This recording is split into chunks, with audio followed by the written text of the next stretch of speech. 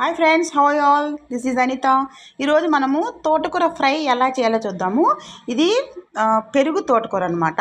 అంటే వైట్ కాడలు ఉంటాయి అనమాట.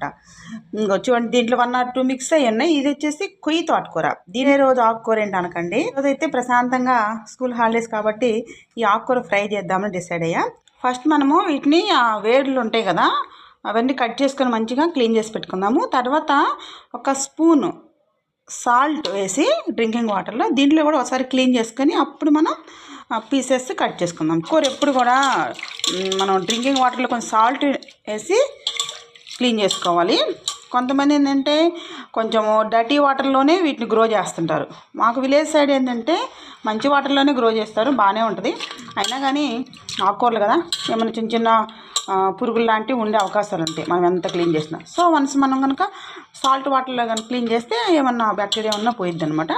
సో సన్నగా ఆకుకూరని తరుక్కోండి. అలాగే ఆనియన్స్ కూడా పొడవుగా కట్ చేసుకోండి. అండ్ చిల్లీ అయితే సరిపోతుంది, దాన్ని ఇలా సన్నగా పీసెస్ కట్ చేసుకోండి. ఆకుకూరని ఎప్పుడు మరీ చిన్న చిన్న పీసెస్గా తరుక్కోకూడదు. కొంచెం ఎంతన్నా ఉంటే కానీ బాగుంటుంది. మనం బాయిల్ చేసేటప్పుడు అంటే కుక్ చేసేటప్పుడు అవన్నీ కూడా ఇంకా స్మాల్ అయిపోతాయి అనమాట.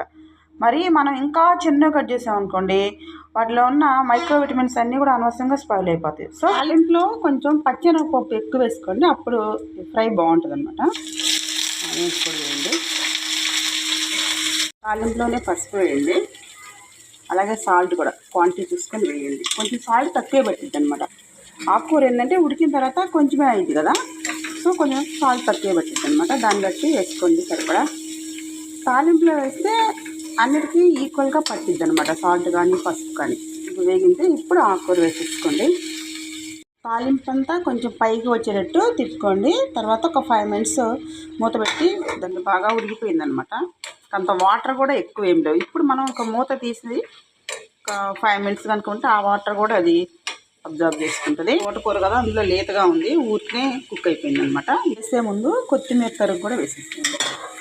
ఒక్కసారి తిప్పేసుకోండి కొత్తిమీర వేసాక. చిన్నులపాయ కారం కానీ లేదా కొబ్బరి కారం కానీ వేసుకుంటే బాగుంటుంది. నేనైతే కొబ్బరి వేసుకొచ్చిన కారం ఉంది, అది వేస్తున్నాను. కారం వేసాక జస్ట్ 1 minute ఉంటుంది, ఎక్కువసేపు ఉంచక్కర్లేదు. ఇలా మనం తోటకూర ఫ్రైని రెడీ చేసుకోవచ్చు. లగించేద్దామా? ఇలా వేడి అన్నంలో మన ఈ పెరుగు తోటకూర ఫ్రై కలుపుకొని తింటుంటే ఉంటుంది, నిజంగానే బాగుంటుందండి. ఎప్పుడు పప్పులో కాదు, అప్పుడప్పుడు ఇలా కూడా ట్రై చేయండి, బాగుంటుంది, చాలా టేస్టీగా ఉంటుంది. ఫస్ట్ మీరే have it. Hi friends, how